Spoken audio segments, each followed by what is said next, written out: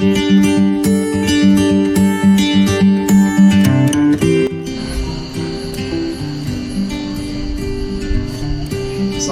warahmatullahi wabarakatuh. Perkenalkan, nama saya Aris Biansa. Saya pengawas sekolah untuk jenjang SMK di cabang Dinas Pendidikan Wilayah 6, Dinas Pendidikan Provinsi Jawa Barat.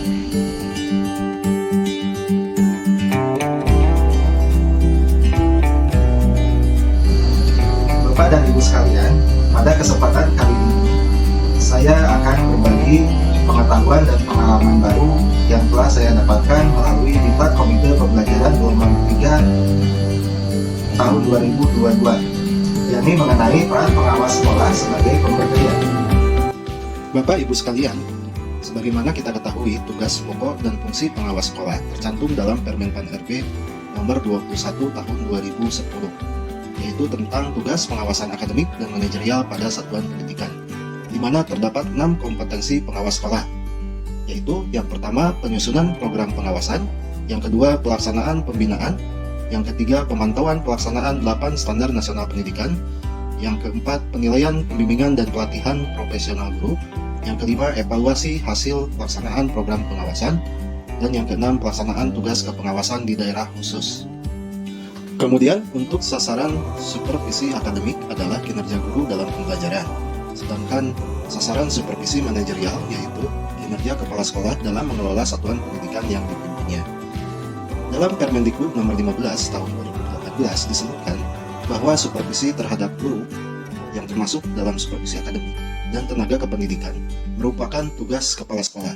Oleh karena itu, Bapak Ibu, supervisi yang dilakukan oleh pengawas sekolah adalah memastikan kepala sekolah melaksanakan supervisi terhadap guru dalam pembelajaran yang berpihak pada peserta didik. Sekarang, bagaimana peran pengawas sekolah pada sekolah menengah kejuruan pusat keunggulan, terutama untuk pengawas sekolah jenjang SMK? Dalam keputusan Mendikbudristek nomor 494/M/2021 tentang program sekolah menengah kejuruan pusat keunggulan, disebutkan bahwasannya SMKPK sebagai model satuan pendidikan bermutu. Sedangkan tujuan secara umum dari SMKPK adalah menghasilkan lulusan yang terserap di dunia industri atau dunia kerja, menjadi wirausaha melalui keselarasan pendidikan vokasi yang mendalam dan menyeluruh dengan dunia kerja atau industri, serta diharapkan menjadi pusat peningkatan kualitas dan rujukan bagi SMK-SMK lainnya. Untuk mencapai tujuan tersebut, Mendikbudristek mengembangkan kurikulum Merdeka yang sekarang sedang disosialisasikan dan akan dilaksanakan pada tahun ajaran baru. Untuk itulah, peran konkret pengawas sekolah adalah mendampingi sekolah untuk mewujudkan tujuan dari program sekolah menengah kejuruan pusat keunggulan. Bapak dan Ibu, dalam mewujudkan program sekolah menengah kejuruan pusat keunggulan, peran pengawas sangatlah penting, karena pengawas sekolah menjadi bagian dari komite pembelajaran. Untuk itu diperlukan pengawas sekolah pemberdaya. Berikut adalah karakteristik dari pengawas sekolah pemberdaya. Pengawas sekolah yang berperan sebagai pemberdaya ini, saya ambil sebagian besar dari presentasinya Ibu Dr. Ece Khadijah MA. Beliau adalah seorang pengamat pendidikan dan beliau sudah lama berkecimpung dalam dunia kepengawasan. Karakteristik pertama dari pengawas sekolah yang berperan sebagai pemberdaya adalah kompeten. Kompeten ini sesuai dengan 6 kompetensi yang harus dimiliki oleh pengawas sekolah. Yang kedua, pengawas sekolah harus selalu menyampaikan tujuan yang jelas dalam segala kegiatan ataupun pendampingan ataupun pembinaannya. Kemudian yang ketiga, pengawas sekolah harus menjadi model dalam perilaku profesional sebagai pemimpin pembelajaran. Yang keempat, pengawas sekolah harus memiliki keterampilan dalam menyimak. Kemudian yang kelima, pengawas sekolah harus memberi dukungan dan perhatian dengan sepenuh hati. Ketika kita melakukan pendampingan ataupun pembinaan, kita diskusi dengan pemberdaya, ya kita harus Yang keenam, memberi kesempatan kepada orang lain untuk mengambil keputusan bagi dirinya dan menyadari konsekuensinya.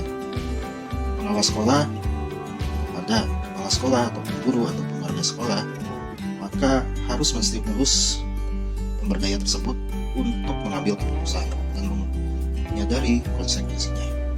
Yang ketujuh, pengawas sekolah tidak boleh terjebak dalam selalu memberi nasihat dan arahan. Kemudian yang kedelapan, Setiap upaya dari pengelola sekolah harus berujung pada hasil atau perubahan yang ingin dicapai sesuai dengan tujuan yang telah disampaikan.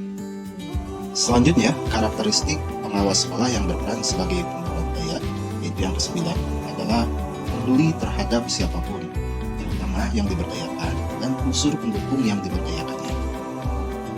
Yang ke-10, pengawas sekolah harus bertanggung jawab terhadap hasil binaan atau pendampingannya. 11. Pengawas sekolah harus terbuka terhadap perubahan dan perkembangan zaman. Seperti kita ketahui, perkembangan zaman ini sangat cepat sekali berubah dan dinamis. Yang ke-12, pengawas sekolah tidak boleh menghakimi. 13. Pengawas sekolah harus selalu mendorong dalam berkolaborasi. 14. Pengawas sekolah hendaknya mempunyai catatan-catatan penting tentang siapapun yang diberdayakan dan memberikan umpan balik yang dapat ditindaklanjuti. Yang ke-15, pengawas sekolah harus terus belajar dan berefleksi. Yang ke-16, ini saya tambahkan Bapak Ibu, pengawas sekolah harus melek literasi digital dan harus pandai dalam menggunakan tools digital. Semoga pengawas sekolah bisa berperan menjadi pemberdaya, sehingga waktu lulusan meningkat, sekolah unggul, pendidikan bermutu, dan Indonesia maju. Terima kasih. Sekian penjelasan yang dapat saya sampaikan. Terima kasih. Wabillahi taufiq wal hidayah. Wassalamualaikum warahmatullahi wabarakatuh.